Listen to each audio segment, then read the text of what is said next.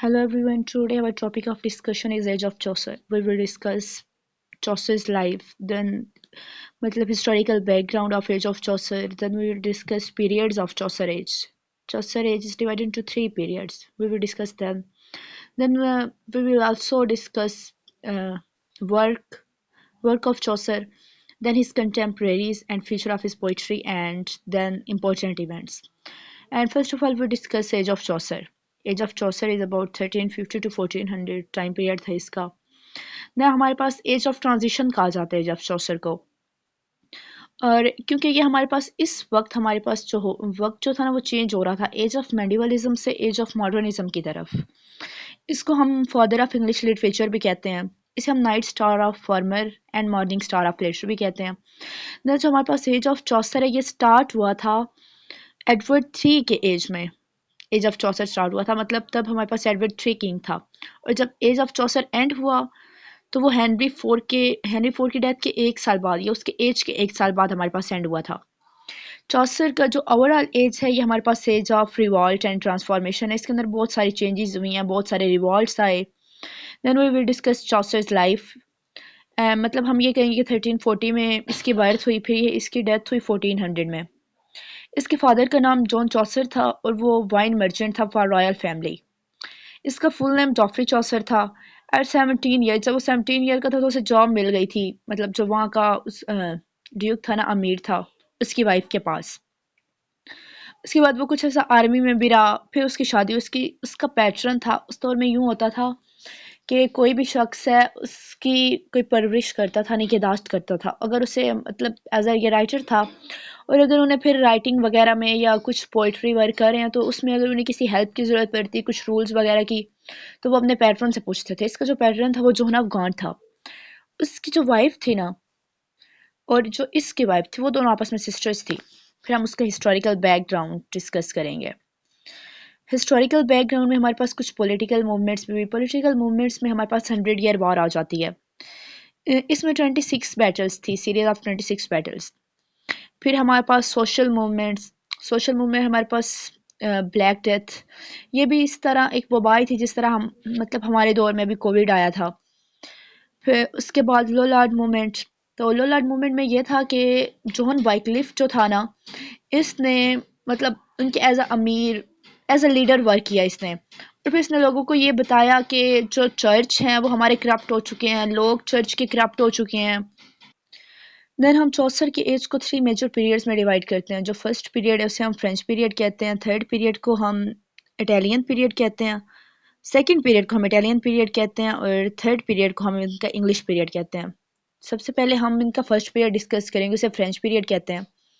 तो हम इनके हर पीरियड के साथ साथ इनके कुछ फेमस बुक्स भी डिस्कस करते जाएंगे. मतलब अब रोमांच ऑफ द रोज़ है तो ये जिस तरह हमें पता है, मतलब मैंने सर्च किया था कि एलिगोरिक पोइम है और इसके अलावा ये रियल बुक नहीं है, ये रोमन डीला रोज की ट्रांसलेशन है. फिर इसी तरह बुक ऑफ डचेस, ये भी हमारे पास एलिगोरिक पोइम है. और ये जो डेथ थी जॉन, मतलब उसका जो जोहन ऑफ गॉड उसका पैटर्न था, उसकी वाइफ की डेथ पे उसने ये पोइम लिखी थी. फिर हमारे पास सेकंड पीरियड इटालियन पीरियड है. तो इसी पीरियड में ये हम मतलब जो हमारा चौसर था, पोइट है हमारा, ये इटली गया. वहाँ ये कुछ लोगों से दांते, बकेशियो एंड पेट्राक, इनसे ये मुतासिर हुआ, इनकी वर्क से मुतासिर हुआ. तो फिर इसका ये पीरियड जो under influence of Italian work.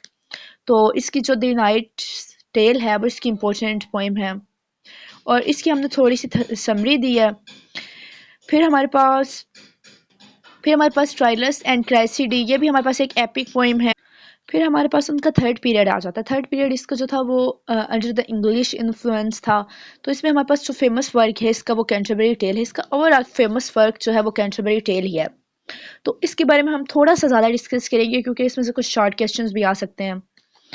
तो इसका जो मतलब फ्रेम वर्क है, मतलब इसका जो फ्रेम है जिसमें ये लिखी गई है वो नैरेटिव फ्रेम है, इसका स्टोरी टाइप ही है. तो इसमें टोटल 1700 लाइन्स हैं और 24 स्टोरीज़ हैं.